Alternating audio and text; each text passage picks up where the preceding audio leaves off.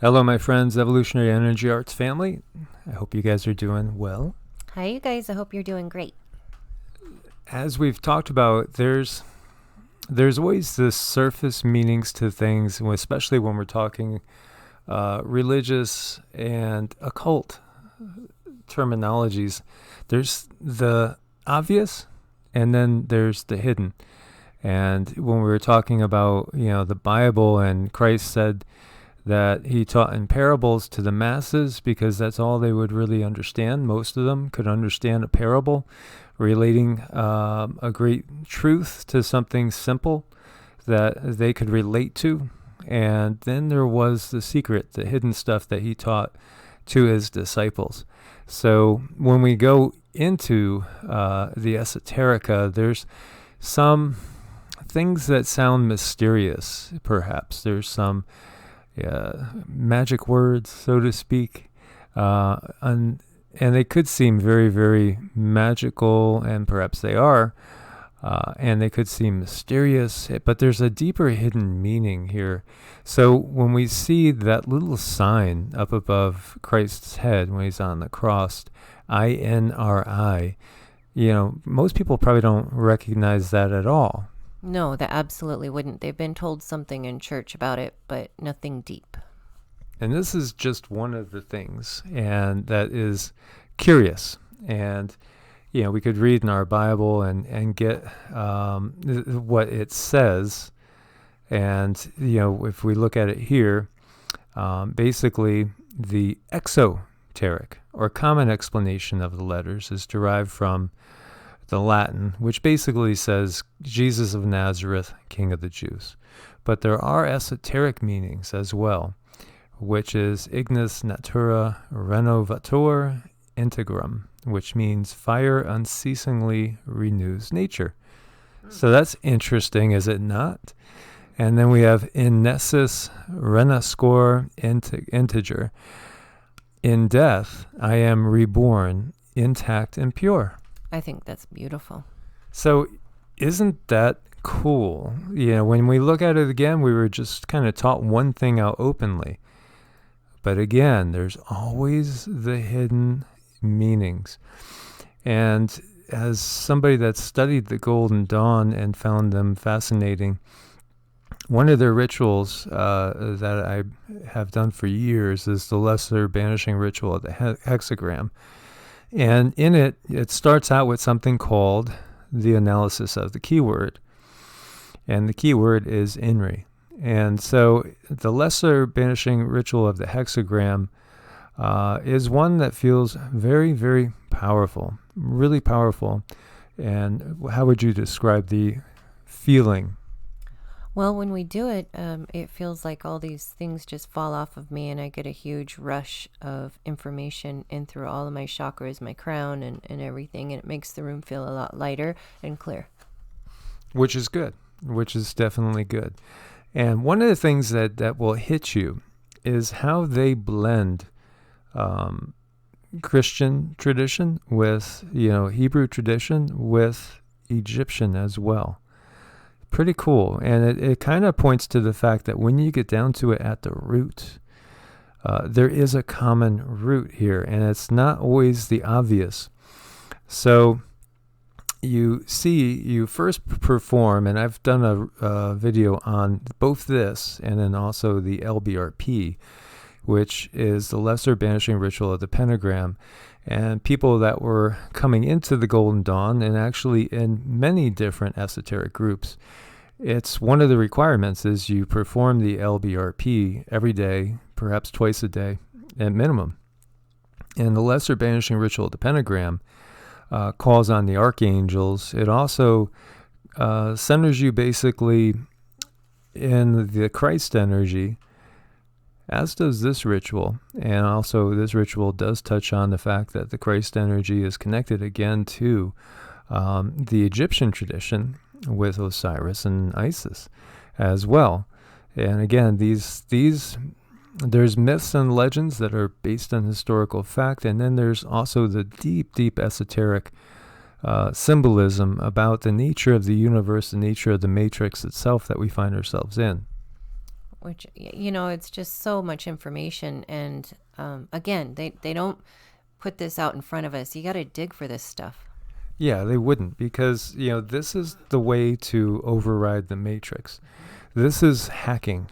Yeah, in computer terminology, this teaches you how to hack into the program. And of course, the controllers of our world right here, they want to keep that ability for themselves. But going through and understanding things like this can help us as individuals to transcend and to draw down these powerful creative energies from source, from the archangels, from the Elohim, the true creative gods that are benevolent beings that created the life that we see all around us. So, it's fascinating to get into this. And when we look at the analysis of the keyword, so you stand in front of the altar with your arms out to the side, so your body forms a cross. You should be facing the east, and you don't have to use a ritual wand or blade. You can if you want, or you could just use your fingers, which I find more powerful since I'm an energy worker, and I'm used to sending energy out through my hands. And so you say INRI, and you vibrate it. It's always about vibration. Vibration is powerful. It's extremely powerful. It's wow. So you kind of get deep down, and you don't just say INRI. You want to vibrate it and hold on to it. So it's like INRI, and you just like let the vibrations come out from you and permeate into the room with force. And so you put your both hands out to your sides horizontally in the sign of the cross. So as you see here, INRI can also be found in most artistic depictions as the Latin sign posted on the cross of Jesus the Nazarene when crucified, stating his crime in Latin, and that basically means Jesus of Nazareth, King of the Jews. And there's really interesting side note to that as well, because when they wrote that out in Hebrew, and you make a, you turn the Hebrew into what we have here with INRI by getting rid of all the rest of the letters besides the first ones, then you get Yod He Vav He, which is the name of God in Hebrew. So that did not sit well with the Jewish people, the Hebrew people that were basically wanting him crucified for saying that he is God. But ultimately, God is in all of us, and that's the big message about this when you really get down to this. And it's recognizing that and drawing that power into the self. So as you see also, these are the Hebrew letters Yod, Nun, Resh, and Yod. Yod represents Virgo, Osiris, in virgin nature. Nun represents Scorpio, Apophis, and the chaotic destructive energy. Resh represents Soul, Osiris, the source of light energy and the giver of life to everything on earth. So INRI represents the four elements in the four directions as well, and it's referred to as the sign of Osiris slain and risen. It's a never-ending cycle that signifies virgin nature, chaotic death, the light of life, back to virgin nature. Yod, Nun, Resh, Yod, Osiris, Krishna, Dionysus, Jesus, Yeshua, and others were all gods, quote-unquote, that died and then became resurrected. However, Osiris was the first god recorded as a resurrected god dating back to 2300 BC, or even a little bit farther than that. For this reason, we'll use the original Egyptian name for god, Osiris, and goddess Isis. And so that's why they use that in there, because it's the oldest. And these are the signs that you make as you do this ritual. And as you say the letters in Hebrew, draw them from right to left in front of you using the tip of your fingers, or if you want to use any other instrument, you could. And it gets more into this ritual, which I've talked about before, but what I wanted to talk about mostly was just the things that are hidden here, like the meaning of INRI. And so as this is saying, this is kind of what I was just talking about. Pilate placed a sign reading Jesus of Nazareth, King of the Jews, on the cross. And you see the 4 initials, INRI, placed upon the cross, represent the names of the 4 elements again as well. So, I mean, there's always this deep level of symbolism. And this is the occult key to the mystery of crucifixion, for it symbolizes in the first place the salt, sulfur, mercury, and azoth, which were used by ancient alchemists to make the philosopher's stone, the universal solvent, the elixir vitae, or elixir of life. And it gets into also talking about what we said, that when you translate it to Hebrew, then it ends up coming out to Yod-He Vah-He as well. And so it's something that's done in Freemasonry as well. It's done in the Rosicrucian traditions. Really interesting. And it's just one of them. Another one that's used is Agla, which Agla has been found on many magical weapons because it charges them, again, with the name of God. Agla is in magic an acronym for Ata Gibor Leolam Adonai, which is Hebrew for Thou art mighty forever, O Lord. And it's also used as the name of an angel invoked in magic. It appears in numerous charms and amulets for invoking divine protective power against fever, misfortune, and evil. And so this is another one that's really interesting. And here we see it's a Kabbalistic divine name formed the method of the Notarikon from Hebrew sentence Eteh Gibor Leolam Adonai. And the Golden Dawn uses that as well. And this word was also found in books of magic, going back to even the infamous Pope Leo. And Pope Leo was on record as talking about the myth of Christ that served them well. Kind of meaning that they hid the real truth of Christ.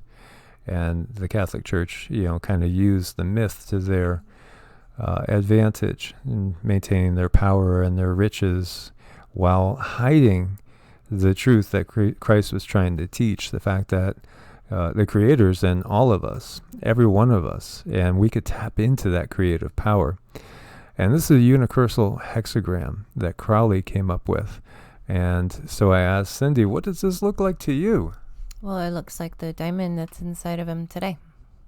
Yeah, it's the Merkaba again as well. So it's signifying the Merkaba, the light body that's in all of us. And there's different sigils you can make to hold on to this power, as you see one right here. And, this is a more traditional hexagram. Ararita is another word that comes up in this ritual. And so Ararita's true meaning, the secret, is found by splitting the hexagram of fire and water. Again, it's all about the elements.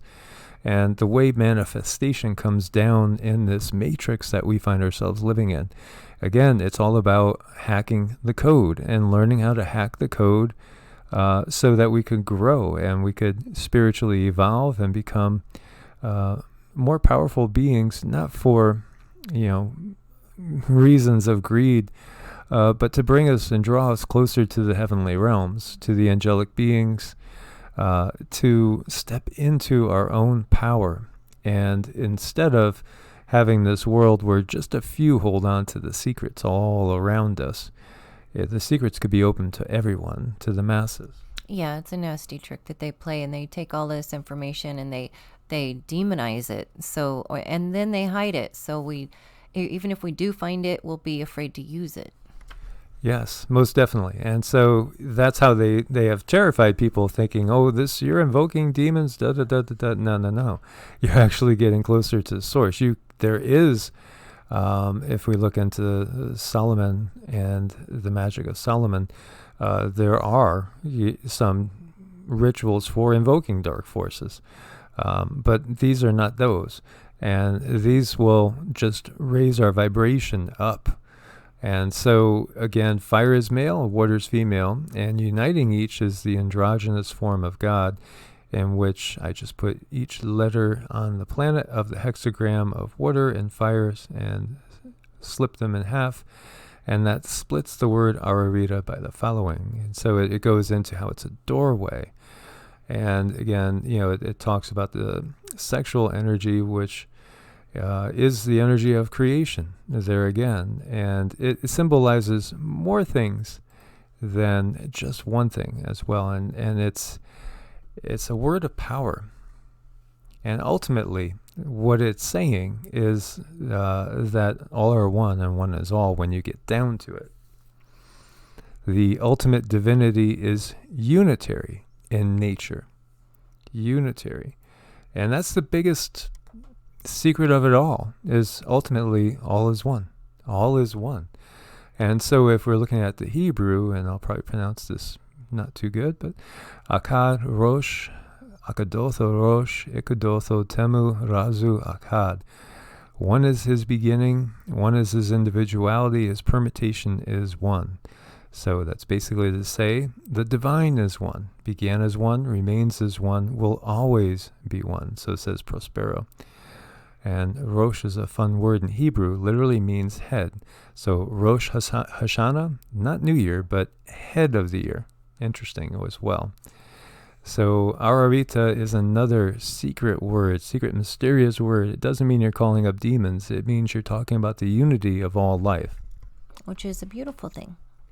And again, it's all about the fact that, and this is hidden, instead of getting us to always worship something external and look to the external to come and save us, it's all about saving ourselves. It's all about manifesting, becoming co-creators. And that's our destiny, is to become co-creators. The creator gods, the Elohim, that's what they are. They're co-creators. They're just, they are in their power, and they are carrying out the will of Source, which is the manifestation and creation. Those acts of manifestation and creation. That's what it's all about. There's just so much stuff in here. It's hard to believe that they've kept this hidden for so long, and then they had the backup plan that if we do find it, well, we'll be afraid to use it. And that's kind of the name of their game. And, this talks about basically the coming together of opposites. And so obviously we could see when we start talking about this, and this is coming out of, the Kabbalah, Hebrew mysticism, Gnostic texts, as well as, Hermeticism, the Western mystery tradition. But we could see it reflected in the Tao, the coming together of opposites in a unity in order to manifest the universe. It's Taoism. And this is the difference. When we look deep into the esoteric, it goes along, they all roll along together, whether we are talking, one part of the world or another part of the world. It's the dogma that comes from fundamentalism that creates separation. And that comes from the dark forces that want to keep us separated. And let's see, there's more here. I'll give you guys these links if you want to delve deeper. But I just wanted to share with you some mysterious words of power and some of the esoteric symbolism, which again, it's all pointing to, the greatest truth there is. And that is that all is one. God is in us, every single one of us. Source is in every one of Source's creations. Yeah, we absolutely are. It's just a beautiful thing. It is.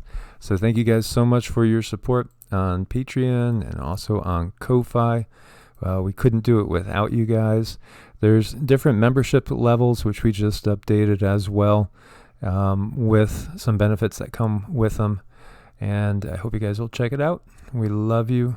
God bless and namaste. Namaste.